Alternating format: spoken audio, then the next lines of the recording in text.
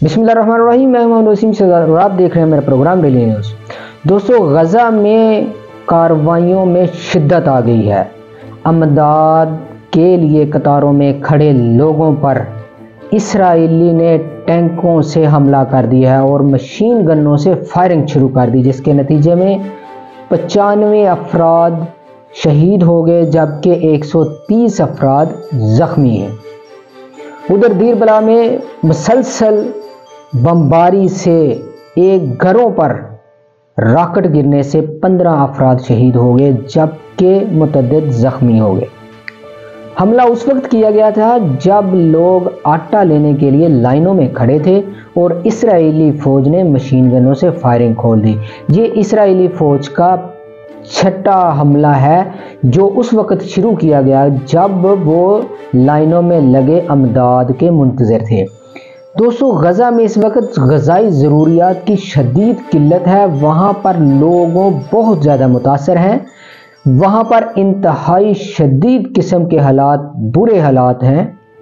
یہاں تک برے حالات ہیں کہ اس کے بارے میں عالمی ادارہ صحت نے بھی اپنی رپورٹ جاری کر دی۔ انہوں نے کہا ہے کہ وہاں پر غذائی قلت کی وجہ سے بچوں کی اموات میں بہت زیادہ حد تک اضافہ ہو گیا ہے۔ وہاں پر خواتین کو خوراک کی کمی کے باعث بہت سی پیچیدگیوں اور دوسری امراض کا سامنا ہے۔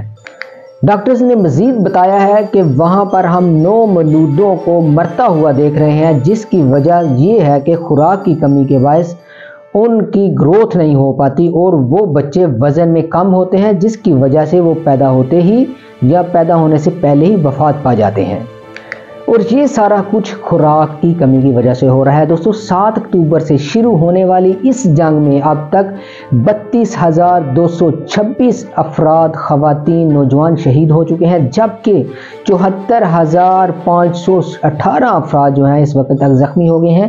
یہ اعداد و شمار جو ہے یہ رپورٹ کیا جا رہا ہے، لیکن اصل اعداد و شمار اس سے کہیں زیادہ ہے، کیونکہ جو لوگ دب گئے ہیں جو عمارتوں کے نیچے، ان کا ابھی تک کوئی پتہ نہیں ہے۔ 20,000 کے قریب لوگ ہیں جن کا ابھی تک کوئی پتہ نہیں چل رہا۔ غزہ میں اس وقت انتہائی حالات کشیدہ ہیں اور وہاں پہ مسلمانوں کی نسل کشی کی جا رہی ہے۔ وہاں پہ یہودی آبادیوں کو آباد کرنے کے لیے اسرائیلی حکومت نے نئے ہتھ کنڈے اپنانا شروع کر دیے ہیں، جس میں انہوں نے کہا ہے کہ ہم رفاح کو صفحہ ہستی سے مٹا دیں گے، اور اس کے خلاف اتنا زیادہ آپریشن شروع کر دیا ہے کہ زمینی آپریشن بھی شروع کر دیا ہے، تاکہ لوگ جو بھی کوئی نظر آ رہا ہے عام آبادی کو نشانہ بنایا جا رہا ہے، نہ کہ کسی دہشت گرد یا کسی ایسی بین الاقوامی بینڈ تنظیم کو نشانہ بنائے، ایسا نہیں ہے، لیکن عام لوگوں کو سب سے زیادہ نشانہ بنایا جا رہا ہے۔